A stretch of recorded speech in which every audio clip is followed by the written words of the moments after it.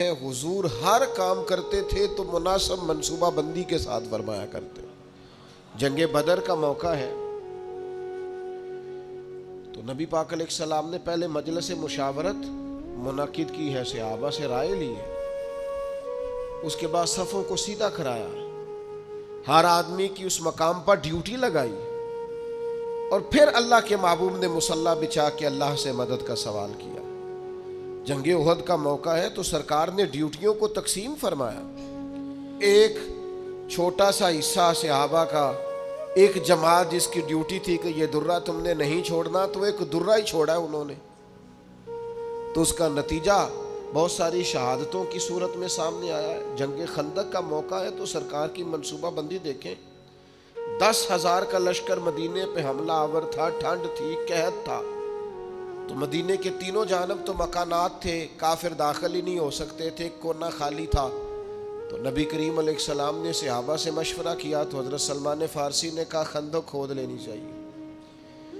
اس خندق کو کھودا گیا، اور پھر وہ 10,000 کے لشکر کو جس طرح روکا گیا ہے اور جس طرح وہ ناکام ہو کر لوٹ گئے ہیں، اللہ تبارک و تعالیٰ نے اس کو فتح عظیم مسلمانوں کی بنا دیا. فتح مکہ کا موقع آپ دیکھ لیں تو حضور کی منصوبہ بندی دیکھیں. سب سے زیادہ دینی لوگوں کو ضرورت ہے مناسب منصوبہ بندی. وہ اللہ خیر کرے گا جی، او بسم اللہ جی تسی آ جاؤ.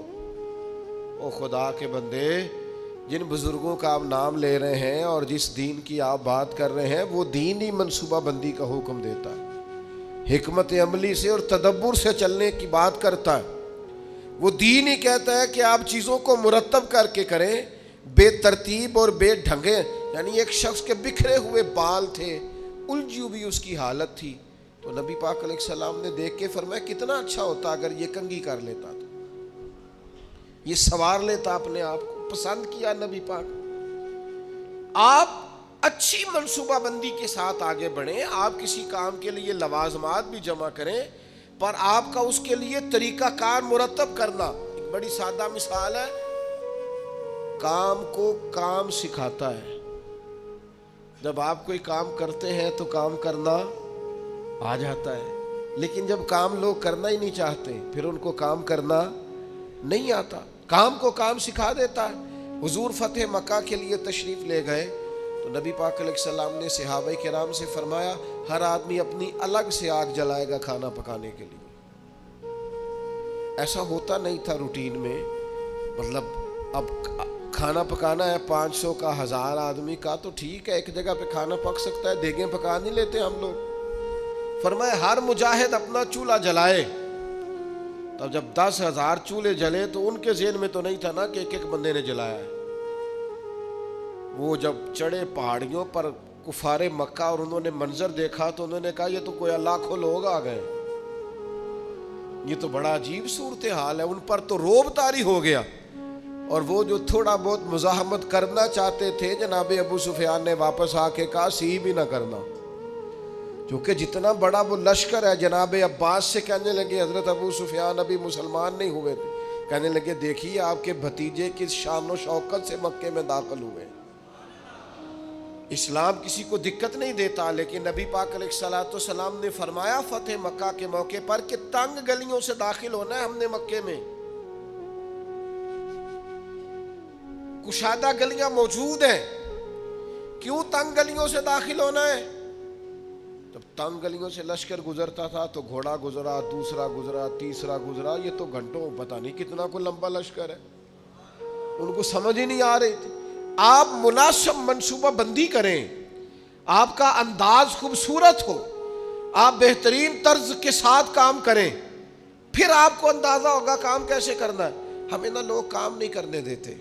لوگ پتہ کیا کہتے ہیں، او بسم اللہ پڑھو جی اللہ خیر کرے گا. او بھائی اللہ تو خیر کرے گا، پر رب کریم نے بھی تو اصول دیے ہیں نا. سارے جانوروں کی قربانی نہیں ہوتی.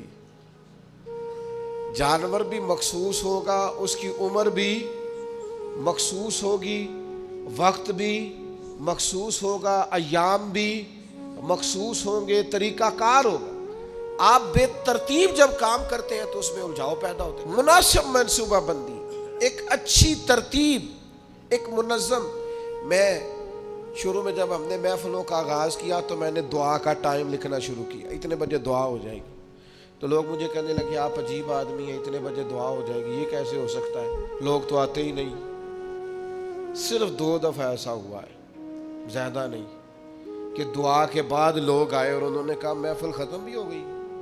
2 دفعہ. پھر ان کو پتہ چل گیا کہ یہ واقعی ختم کر دیتے ہیں، پھر ٹائم پہ آنے لگ گئے. کوئی لمبی محنت نہیں کرنی پڑی، کوئی ہمیں زیادہ نہیں وہ کرنا، کچھ بھی نہیں، کوئی ہمیں زیادہ اس میں دشواری نہیں ہوئی. آپ نظم بنائے، نظم.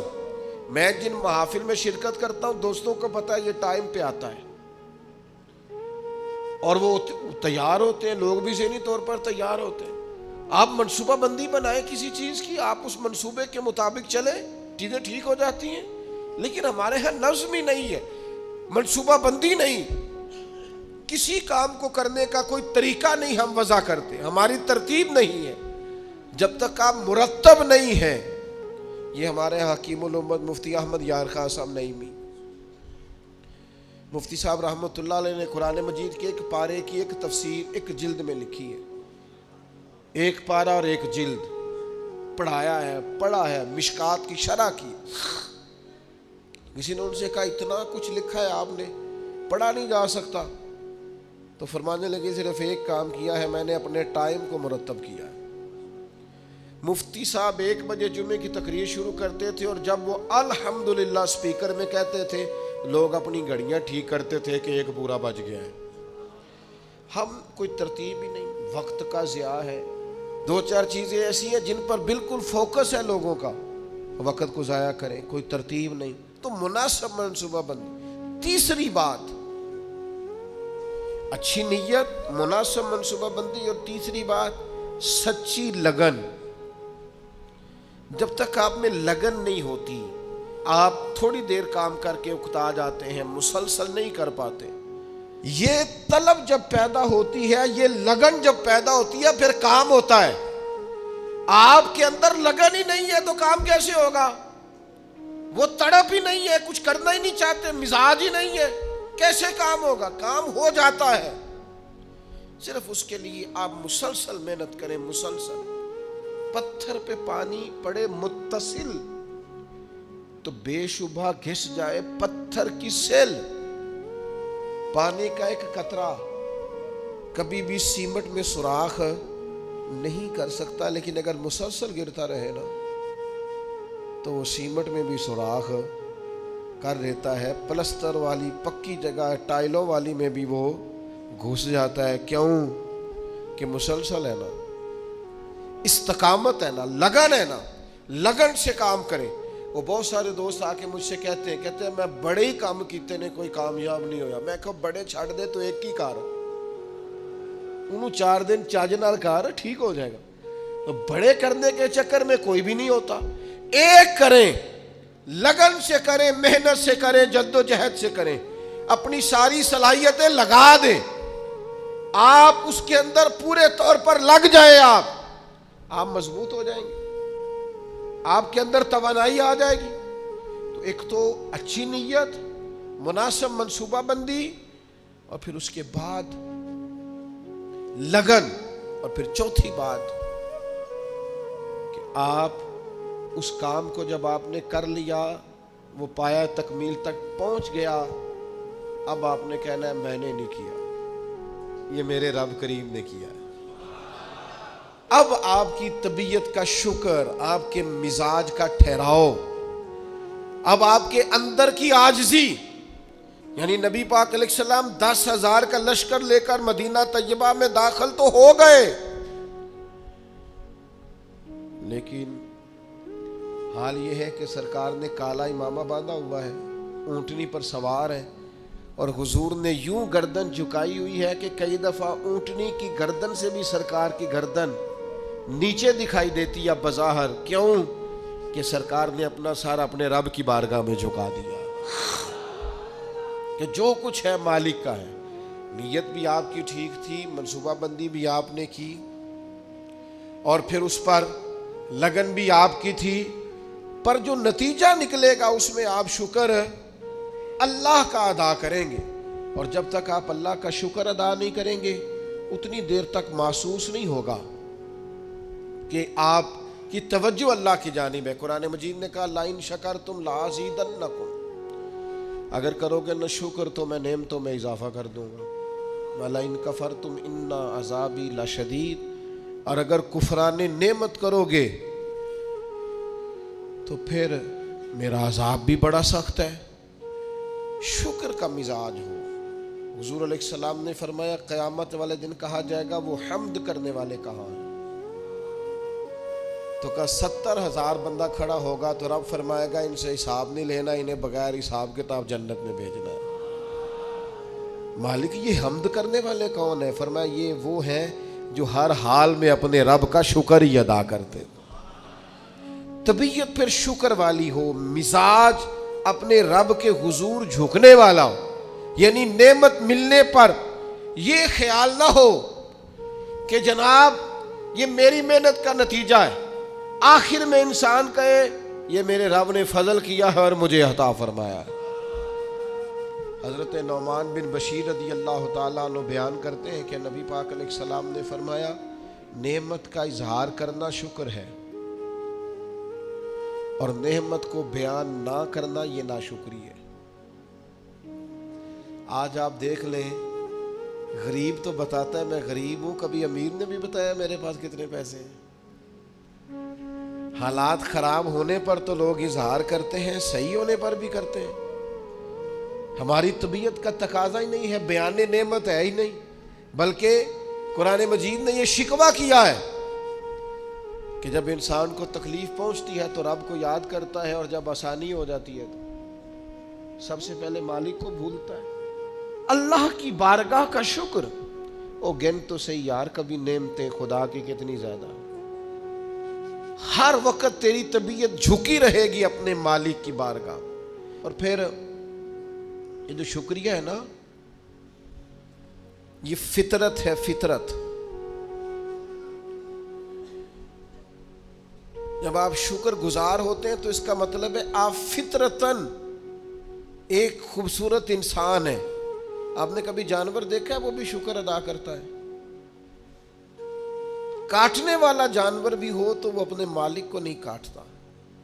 क्यों? कि वो कहता है ये मुझे चारा खिलाता है, ये मुझे पानी पिलाता है, ये धूप छांव में मेरा ख्याल रखता है।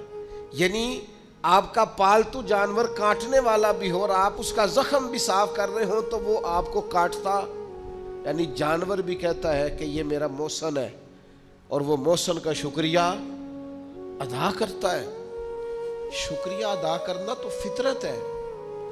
नबी पाक अलैहिस्सलाम ने फरमाया जिसने लोगों का शुक्रिया अदा नहीं किया उसने अल्लाह का भी कोई नहीं करना। मिजाज तशक्कुर वाला रखना, यानी कुरान मजीद ने कहा, रब फरमाता है मेरा भी शुक्र अदा करो और अपने वालिदैन का भी शुक्रिया अदा करो। जो दुआ सिखाई है वो दुआ भी शुक्रिया वाली है। वकुर रब्बिरहमहुमा कमा रब्बयानी सगीरा, या अल्लाह उन दोनों पे रहम फरमा, जब मैं छोटा था तो उन्होंने मेरी परवरिश की थी। यानी ये दुआ भी शुक्र के तौर पर है कि मालिक उन्होंने मेहरबानी बड़ी की है। शुक्र फितरत है। अगर आप शुक्र गुजार नहीं है, मिजाज आपका शुक्रिया वाला नहीं है, यहां ना बड़ा मुश्किल आगे हो गया है लोगों के लिए। तशक्कुर नहीं, तबीयतों वफादारी नहीं, मिजाज नहीं। मेरे भाई शुक्र की तबीयत, शुक्र का मिजाज। हजरत मूसा अलैहिस्सलाम ने अल्लाह की बारगाह में एक दफ़ा अर्ज़ की, मालिक मैं तेरा शुक्रिया कैसे अदा करूं? मैं तेरी कोई छोटी सी छोटी बज़ाहिर नेमत भी देखता हूं तो सोचता हूं सारी उम्र भी इबादत करूं तो इस नेमत का भी शुक्र अदा नहीं होता। वो जो उनके दिल की गहराइयों में बात है वो अपने जज्बात का इजहार कर रहे हैं। हजरत मूसा कलीम अर्ज करते, मालिक मैं तेरी छोटी सी छोटी नेमत भी कभी देखता हूं ना तो सोचता हूं सारी उम्र भी इसके लिए इबादत करूं, झुका रहूं सजदे में, तो इस नेमत का शुक्र अदा नहीं हो सकता तो सारी नेमतों का कैसे करूं? तो जब ये जुमला कहा ना हजरत मूसा ने तो रब करीम ने फरमाया, ए कलीम अब आपने मेरा शुक्र अदा किया है। ये समझें आप इस पहलू को। यानी जब ये एहसास पैदा हो गया ना कि छोटी सी छोटी नेमत का भी शुक्रिया अदा करने की ताकत हम में فرمایا اب تو نے شکر ادا کیا ہے، اب سمجھ آئی ہے شکر کی۔ او میرے عزیز، جب مزاج شکر والا ہو، طبیعت شکر والی ہو، ہر وقت مالک کا شکر، ہر وقت مالک کا شکر، ہر وقت مالک کا، یہ مزاج کا بھی پیدا۔ حضرت داؤد علیہ السلام نے اللہ کی بارگاہ میں عرض کی، مالک مجھے بتا تو صحیح، ایک نعمت کا شکر ادا کر کے میں اسے دیکھتا ہوں تو ساتھ ہی مجھے دوسری نظر آ جاتی ہے، اس کا شکر ادا کرتا ہوں تو تیسری نظر آ جاتی ہے، تیسری کا شکر ادا کرتا ہوں تو چوتھی۔ تو مالک نعمتیں اتنی زیادہ ہیں، آخر میں شکر کیسے ادا کروں؟ تو رب کریم نے فرمایا اے داؤد، آپ تو اپنے رب کی معرفت پانے لگ گئے، کو تو معرفت ہونے لگ گئی ہے، معرفت الہی پا گئے آپ نعمتیں گنے، زندگی میں گنو، آنکھ کی نعمت گنو، کان کی نعمت گنو، سمجھ کی نعمت گنو، آپ چلنے کی، چھونے کی، پکڑنے کی، سمجھنے کی نعمت شمار کرو، گنو۔ اللہ نے ماں باپ دیے، بہن بھائی دیے، اچھے استاد دیے، مشائخ دیے، گنو۔ اس کریم رب نے کرم کیا اور اپنے لاڈلے نبی کی امت بنایا، گنو، شمار کرو، اس نے کرم کیا۔ اور ایک وقت ایسا بھی آیا کہ اس نے بیت اللہ کے سامنے لا کھڑا کیا، ایک وقت ایسا بھی آیا کہ گنبد خضرا کے سامنے کھڑے ہو کے درود و سلام بھی پڑھا۔ کرو شمار وہ نعمتیں کہاں کہاں، کس کس مقام پر، اور خود ہی اللہ کا قرآن بولا تم اگر نعمتیں گننا چاہو تو گن سکتے نہیں۔ مزاجوں میں شکر پیدا ہو جائے نا، طبیعت ٹھنڈی۔ میں اکثر کہتا ہوں، کبھی کبھی نہیں، اکثر کہتا ہوں، میں کہا کرتا ہوں خدا جانے بلندی ہے کہ پستی، پر جہاں میں ہوں وہاں کوئی نہیں ہے، جہاں میں ہوں وہاں، یعنی میں نے زندگی میں یہ سنا ہمیشہ عمر بھر لوگ محفلوں میں نہیں آتے، پھر میرے دوستوں نے میرے کانوں میں یہ بھی کہنا شروع کر دیا تسی نہ اعلان کرے آجے پھر سڑکوں بندے نہیں سامنے رہتے۔ وہ کبھی میں نے زندگی میں کہتے تھے لو جی لوگ اسکولوں میں بچے بھیجتے ہیں اور کالجز اور یونیورسٹی میں بھیجتے ہیں، مدرسوں میں نہیں بھیجتے، پھر یہ کہ دور دراز سے سفارشیں آنے لگ گئیں کہ تسی ان ساڑا بچہ نہیں داخل کر دیں۔ وہ جو انداز کبھی اور تھے، پھر وہ حالات بالکل بدلتے دیکھے، کیفیات بدلتی دیکھی، طبیعت بدلتی دیکھی۔ ایک دوست یہاں وقت لینے آ گئے اور میں وہاں، انہوں نے جلسہ رکھ لیا، میں نے ان سے کہا بھی سادے سے آدمی تھے، میڈیا سے ذرا واقف نہیں تھے، پرانے آدمی تھے، بزرگ تھے، تو میں نے ان سے کہا کہ میں آ جاؤں گا، لیکن یہ کہ مہربانی یہی ہے کہ آپ تھوڑا سا کوئی اور اہتمام کر لیں۔ کہنے لگے نہیں آپ کو ہی آنا۔ پھر میں چلا گیا، ہو کے آیا، سارے لوگوں نے زندگی بھر کا ہے دوبارہ کدو ٹائم دیا گے، انہوں نے آخیا تو انہوں اگوں نہیں بلانا۔ میں کیوں دی کی وجہ ہے؟ انہوں نے کہا دی تے مسجد دے چھڑن لگے سن بندے ساڑی، پرانی مسجد تے ساریاں چھتاں پر گئیاں، تو بھئی ہمارے بس کی بات نہیں ہے۔ خدا جانے بلندی ہے کہ پستی، پر جہاں میں ہوں وہاں کوئی نہیں۔ آپ مزاج شکر والا پیدا کریں، طبیعت شکر والی۔ میں نے زندگی میں صرف ایک ہی چیز محسوس کی ہے کہ یار جتنی نعمتیں ہم ان کا شکر ادا کرنے کی طاقت ہی نہیں رکھتے۔ مزید کا سوال تو تب کرے نا کس منہ سے مزید مانگے، جو ہے ان کا شکر ہی نہیں ادا ہو پا رہا، شکریہ ہی نہیں ادا کر پاتے۔ تو پہلی بات تو یہ کہ اچھی نیت اپنائیں، دوسری بات یہ کہ منصوبہ بندی کریں، تیسری بات یہ کہ لگن سے کام کریں، چوتھی بات یہ کہ جب کام ہو جائے تو پھر اپنے رب کا اور خوب ادا کریں، اور خوب ادا کریں، اور اپنے دل کو پورے طور پر تیار کریں اور ذہن سازی کریں اپنی کہ میں نے اپنے مالک کا شکر ادا کرنا ہے، اور اس کے لیے کوشش کریں۔ آپ دیکھیں ہمارے نبی کریم صلی اللہ تعالیٰ علیہ وآلہ وسلم کا طریقہ مبارکہ حضرت عائشہ صدیقہ فرماتی ہیں، ترمذی میں حدیث ہے، فرماتے ہیں کچھ دیر سرکار میرے بستر میں آرام فرما ہوئے، پھر حضور نے نماز کی نیت مان لی تو قیام میں بھی سرکار نے آنسو بہائے، رکوع میں بھی آنسو بہائے، سجدوں میں بھی آنسو بہائے۔ تکمیل نماز پر میں نے عرض کی یا رسول اللہ، اللہ آپ کے صدقے اگلے پچھلوں کو معاف کرے گا۔ اتنا زیادہ سبحانہ. تو فرمایا افلا اکون عبدن شکورا, میں رب کا شکر گزار بندہ نہ بنوں. یہ شکر کے آنسو ہیں جو رکوع میں بھی ہیں, جو سجدے میں بھی ہیں, جو قیام میں بھی. تو میرے بھائی کبھی شکر کے آنسو بھی بہا, کبھی شکر کا رکوع بھی کر, کبھی شکر کا سجدہ بھی کر, کبھی شکر کا قیام بھی کر, کبھی شکر کے نفل بھی پڑھ. اس لیے کہ اللہ تبارک و تعالیٰ نے خاص رحمت کی ہے. ہمارے ہاں بے چینیاں اس لیے بڑھتی ہیں کہ جو نعمتیں ہوتی ہیں ان کی قدر نہیں ہوتی, جو نہیں ہوتی ان کی طلب ہوتی ہے.